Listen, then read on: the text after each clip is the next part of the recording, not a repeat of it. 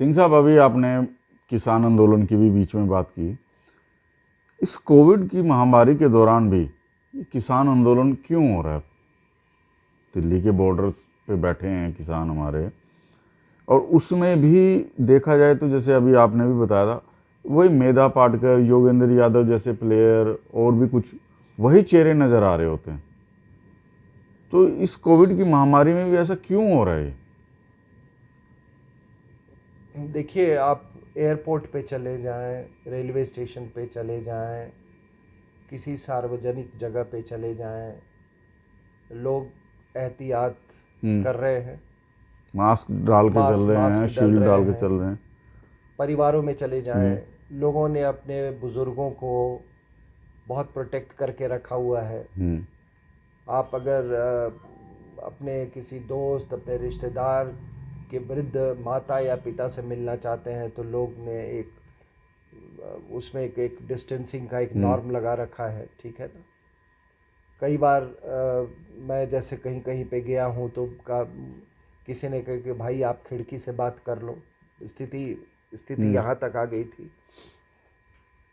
आपने एयरपोर्ट पे अगर थोड़ा सा नाक के नीचे आपने किया तो आपके साथ जो सहयात्री है वही आपको टोक देगा कि भाई आप अपना मास्क ऊपर कीजिए। बच्चों को लोग खास करके प्रोटेक्ट कर रहे हैं। स्कूल बंद है, अभी तक नहीं बोले। हाँ, कॉलेज बंद है, बच्चे खेलने नहीं जा रहे हैं। एक उस खेलने की उम्र में कोविड ने ऐसा प्रहार किया कि उनका खेल कूद भी छूट गया, ठीक है। ऑनलाइन क्लासेस चल रहे हैं। जो व्यापार है उसके तौर तरीके में फ़र्क आया है, पूरी दुनिया में तौर तरीके में फ़र्क आया है। लेकिन जो किसान, जिसको ये किसान आंदोलन ये कह रहे हैं, जहाँ पे छटे हुए बदमाश बैठे हुए हैं, और ये कोई कहते हैं आपने जी हमको खालिस्तानी बोला। बे क्या बोले तुमको? तुम खालिस्तानी हो? क्या कहे तुमको? सीख फॉर जस्टिस। आपको मालूम है अभी उन्होंने धमकी दिया कि 26 जनवरी के दिन दिल्ली का पूरा बिजली काट दो। तुम खालिस्तानी हो? तुम एंटी नेशनल हो? वरना अगर तुम एंटी नेशनल नहीं होते, चलो मैं मान लिया आप खालिस्तानी नहीं हो, तो आप जैसे ही वो शर्जिल इमाम की रिहाई की बात होती है, आप उसको कान पकड़ के आप उसको नीचे उतारते। जितने शाहीन बाग वाले लोग थे उसको उतारते। और ये जो अपने पंजाब के जो जो कहते हैं कि हम खालिस्तानी नहीं है, तो तुम योगेंद्र यादव को क्यों बिठा रखा है तुमने? योगेंद्र यादव क्या मतलब वो क्या है? वो फार्मर भी है, सेफोलॉजिस्ट भी है, वो ये भी है, वो लेफ्टिस्ट, वो है क्या? लेकिन हाँ, इतना जरूर है कि जहाँ भी भारत के अनहित की बात होती हो वहाँ योगेंद्र यादव, वहाँ ये योगेंद्र यादव, ये एक तो औरतों की तरह बात करता है ये, ठीक है ना। वहाँ पर ये आदमी, मतलब इसकी आवाज़ देखना, वो कैसे ऐसे लोगों में क्रिमिनलिटी बहुत ज़्यादा होती है। ये मैं आपको क्रिमिनल साइकोलॉजी की मैं बात कर रहा हूँ। ये हर जगह पे है ये। तो उसको क्यों तुमने बिठा रखा? और फिर कहते हमको खालिस्तानी क्यों बोलते हो, हमको देशद्रोही क्यों बोलते हो, हमको ये अरुंधति, अरुंधति रॉय, उसका क्या मतलब? वही कह रहे हैं, यही लोग सभी जगह रहे। यही लोग अर्बन नक्सल्स के साथ हैं, यही लोग जाके के अरविंद केजरीवाल के साथ बैठ जाएंगे, यही लोग शाहीन बाग में चले जाएंगे। अगर कोई ये कहता है कि ये खालिस्तानी नहीं है और ये देशद्रोही नहीं है, वो व्यक्ति देश के साथ पाप कर रहा हूं। मैं इस गेम में नहीं हूं लोगों को खुश करने का। तो मैं जो आपको कह रहा था, बात चली थी कोविड से, ये बायोलॉजिकल वॉरफेयर से, कि अब सभी लोग अपने बुजुर्गों को प्रोटेक्ट कर रहे हैं, बच्चों को प्रोटेक्ट कर रहे हैं। सारा जो बिजनेस के तरीका है, जो आम जिंदगी है वो पूरी उथल पुथल हो गई है, और यहाँ पे कुछ नहीं हुआ है। ना इनको बुजुर्गों की चिंता है। बुजुर्ग भी बिठा रखे हाँ, हैं, बुजुर्ग भी बिठा रखे हैं, औरतें भी, बच्चे तक। वो है, हाँ, और कह रहे हैं कि शहीद है। यार शहीदी होना, मृत्यु होना दो अलग चीज है। शहीदी होने वाले लोग अपने ही देश के गणतंत्र दिवस को रोकने की बात नहीं करते हैं।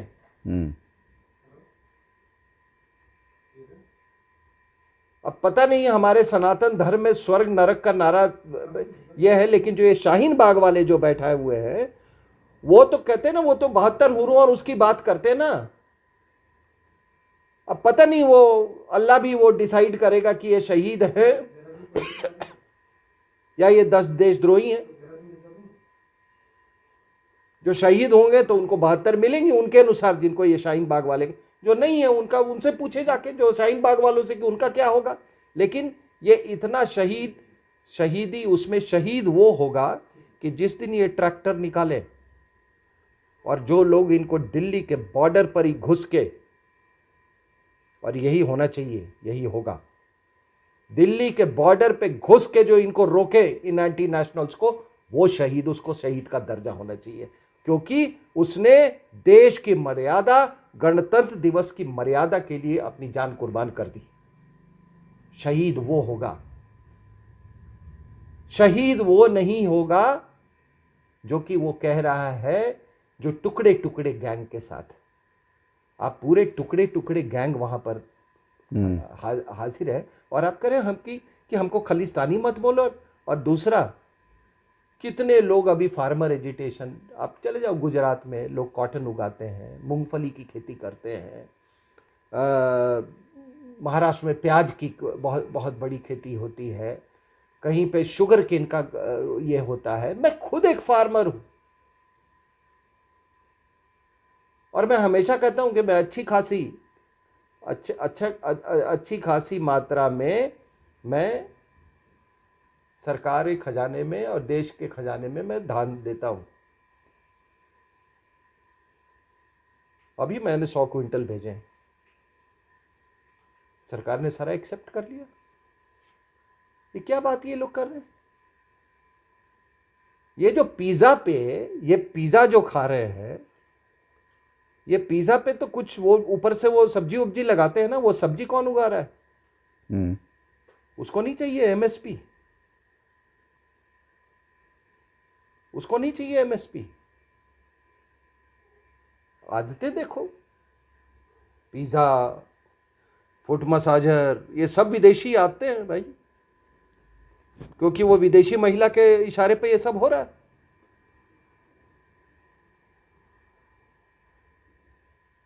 और ये आप अगर इसको आप अगर जोड़ के देखो, ये बायोलॉजिकल वॉरफेयर, किसान आंदोलन, ब्लैक्स लाइव मैटर, ये सारा चीज आपने, लद्दाख में स्टैंड ऑफ,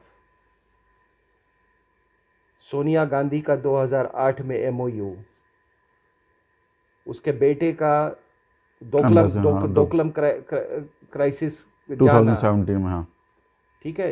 ये सारी अगर आप जोड़ के देखो तो आपको तब एहसास हो, मतलब आपको एक कंप्लीट पिक्चर मिल रही है कि ये चाइना फैक्टर जो है हमारे देश में कितना स्ट्रांग हो चुका है,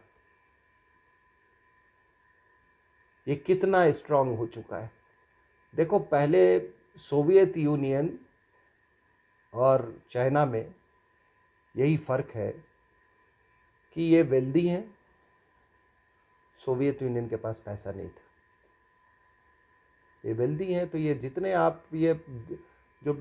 आपके ये लेफ्ट वाले जो जर्नलिस्ट जो थे, हिस्टोरियन जर्नलिस्ट, अब उनको कौन सस्टेन कर रहा है? कोई टिंट मिंट, मैं हमेशा कहता हूँ ये लोग जो चला रहे हैं, कहाँ से इनको पैसे आए? ये तो ये पूरी लॉबी जो है, तो ये अगर ये कह रहे हैं कि हमको खालिस्तानी मत, और क्या बोले तुमको, क्या बोले? फंडिंग तो हो ही रही है ना कहीं से, है? जो टेंटों लोग में। यार, हमारे जैसे लोग, आपके जैसे लोग, हम छोटी से इंडिया क्रिकेट मैच जीत गया, वो ऐसा लगता है कि मानो कि कितना बड़ा है ये, एक नेशनलिस्ट एक अचीवमेंट है। ये कोविड वैक्सीन पूरे दुनिया में उसका डिमांड है, कितनी बड़ी अचीवमेंट। और ये लोग, हर आप टेलीविजन खोलो, इनके बाइट सुनो, इनके स्टेटमेंट सुनो, आपको केवल गंदगी गंदगी, ओनली बिटरनेस, नेगेटिविटी। और मैं हमेशा कहता हूं कि ये जो कुछ घूम रहे हैं यहाँ पे, जो हिंदुस्तान का नहीं होगा वो अपने गुरुओं का भी नहीं हो सकता। और ये तमाम जो ये देश है ना आज, जो ये कनाडा और वगैरह, उनको भी एहसास होना चाहिए कि ये अगर हिंदुस्तान के नहीं हुए तो ये तुम्हारे भी नहीं हो सकते कभी, इस चीज़ पे। और ये मुझे कभी कभी अपने सरकार पर भी गुस्सा आता है। और वो गुस्सा इसलिए कि एक आम आदमी, एक देश प्रेमी, एक ईमानदार सिटीजन, आप उसको इतनी एंजाइटी में क्यों रख रहे हैं भाई? वो भी घबराया हुआ है कि पता नहीं ये क्या होगा, 26 जनवरी को क्या होगा। सब कुछ आपने इनको कर दिया, आपने इतना लंबा रोप दे दिया कि चलो ये पूरे ये है, हम सस्पेंड कर देंगे, वो जो है नया कानून है हम इसको सस्पेंड कर देंगे। फिर भी नहीं जी, हम तो इसको रिपील ही करवा के जाएंगे यहाँ से। तो एक आम आदमी आपसे एक्शन ढूंढ रहा है। आपको इतनी बड़ी मात्रा में सीटें इसलिए दी हैं कि आपका डिसीजन भी टफ होना चाहिए, आपका निर्णय भी टफ होना चाहिए। इसका मतलब कि अगर कोalition की सरकार होती तब तो अभी तक तो ये वहां लाल किले पे बैठे होते ही। आप यही कहना चाहते हो ना? शाहीन बाग में भी यही हुआ था। अपनी इतनी एंग्जाइटी से लोग मान लो सरकारी तंत्र को तो मालूम होगा कि क्या होगा, क्या करना है, लेकिन मैं इतना भी एट्रीब्यूट नहीं करता हूं। आपने निर्णय नहीं लिया तो वो यहां पे दंगे हुए कि नहीं हुए? शाहीन बाग के दंगे हुए। हम तो यही कह रहे थे कि नहीं, सरकार के दिमाग में जरूर कोई योजना है जो हमसे शेयर नहीं करना चाहती है, उनकी अपनी मजबूरियां। लेकिन कभी कभी तो मुझे लगता है कि इनकी कोई योजना ही नहीं है। एक आम आदमी, एक एक एक एक सच्चा नागरिक अपनी सरकार को हारते हुए, इस तरह से मजबूर होते हुए नहीं देखना चाहता। आपसे हम वही निर्णय की अपेक्षा करते हैं जो हमने बालाकोट और सर्जिकल स्ट्राइक के समय में देखा। और इतिहास क्या किसको जज करेगा वो देखा जाएगा। इतिहास क्या करेगा, इफ्स एंड बट्स तो लगते ही है इतिहास पर। लेकिन आज सबसे बड़ा सवाल यही है कि आपने इतना कोविड कोविड कोविड कोविड, आप भाषण दे रहे हैं, इधर दे रहे हैं, पूरा सेमिनार हो रहा है, सब मास्क पहने हुए हैं, और यहां पे इतनी बड़ी संख्या में लोग बैठे हुए हैं, कोई कोविड नहीं, कोई बुजुर्ग की चिंता नहीं, कोई बच्चों की चिंता नहीं, कोई ये नहीं। और अगर इनके पास कोई कोविड का इलाज हो, कोई ऐसा इनके पास कोई तरीका हो कि इनके प्रेजेंस से ही कोविड जो है वो रिपेल हो जाता है, तो ये वो भी पूछ लो उनसे। सरकार को पूछने से सही बात। सरकार पूछ ले।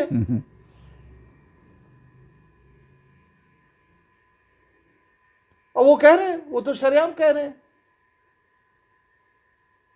तो आप भाई, हम तो दिल्ली में रहने वाले, अगर इस तरह से हम हर दिन कोई, वी आर अंडर सीज। आज का ये खबर है साहब कि एक रिपोर्ट है टाइम्स ऑफ इंडिया में शायद ये है कि अभी तक जब से ये देशद्रोही बैठे हुए हैं 50,000 करोड़ रुपए का नुकसान हुआ है हिंदुस्तान को।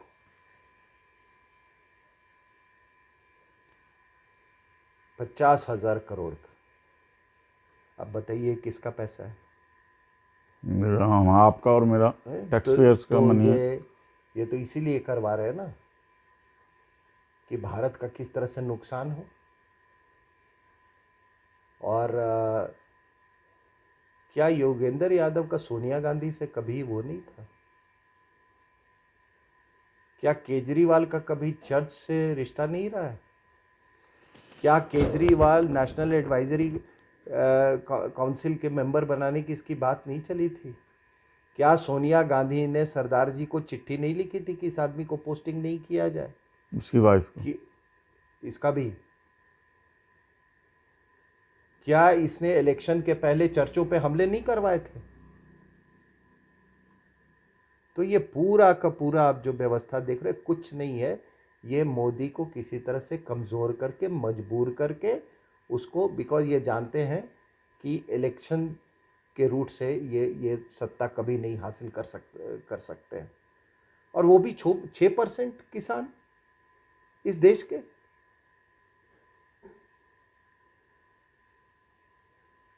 तो ये देखिए, ये सरकार को इस तरह से, the government has no business to put it citizens in so much anxiety, specially जो लोग यहां दिल्ली में रह रहे हैं। क्योंकि देश में आज इतनी बड़ी बड़ी अचीवमेंट हो रही, मैंने बताया क्रिकेट में देखो, इसमें ये अभी ट्रेन्स का one of the biggest achievements, double deckers train चल रहे हैं, फ्रेट कॉरिडोर बना है। आप जाके वो सफाई देख लो आप रेलवे स्टेशन की, आप ट्रेन की पंक्चुअलिटी में जो इम्प्रूवमेंट हुआ है वो देखो आप। ओवरऑल सब कुछ अच्छा हो रहा है देश में, और आपको वही चीज़ आपको दर्द दे रहा है। और फिर कहते हो कि हमको एंटी नेशनल्स बोल रहे हो जी। और क्या ये एंटी नेशनल्स नहीं है तो क्या हुआ? जिस शाहबेग सिंह ने 71 की लड़ाई में जिनको इतनी तारीफ उनका हुआ और उनको अवार्ड मिले, उसी शाहबेग सिंह को हिंदुस्तान की फौज ने खुद मारा। और मारना भी चाहिए था, क्योंकि उसने हरमंदिर साहब को उसने नापाक कर दिया। जिस आदमी ने मोर्चा बनाया गोल्डन टेम्पल के अंदर में, अरे कायर तो अंदर बैठ के लड़ते हैं, तुम तो 1.25 लाख के बराबर हो, बाहर जाके लड़ना चाहिए था। तुमने तो वह पूरे गोल्डन टेम्पल में वो तुमने मोर्चा बनाया और वो बंकर होल्स बनाए, उसमें अपमान किया तुमने, और आज उसी का फोटो लेके आप घूम रहे हो।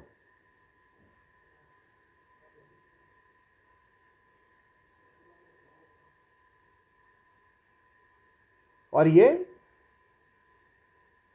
विदेशी महिला जो है साहब, मुझे तो कभी कभी, मैं हमेशा ये कहता हूँ कि कितने लोग आए यहाँ पे, एनी बेसेंट और कितनी सिस्टर निवेदिता, वो लोग भी थे। जिस विदेशी महिला ने वो हमारा वो पूरा वो परमवीर चक्र, और एक ये महिला है, देख लो, एक ये महिला है। ये महिला, वो जो राजीव गांधी के हत्यारों को ये लोग गए थे उसको पार्डन करना चाहते थे, लेकिन मिसेस गांधी, इंदिरा गांधी के किलर्स को इन्होंने कोई वो नहीं किया। तो ये कौन सी है षड्यंत्रकारी ताकतें हैं? और मैं इसलिए इसको कोविड से जोड़ा, इसका बड़ा गहरा रिश्ता है ये बायोलॉजिकल वॉरफेयर का। ये भी बायोलॉजिकल वॉरफेयर का एक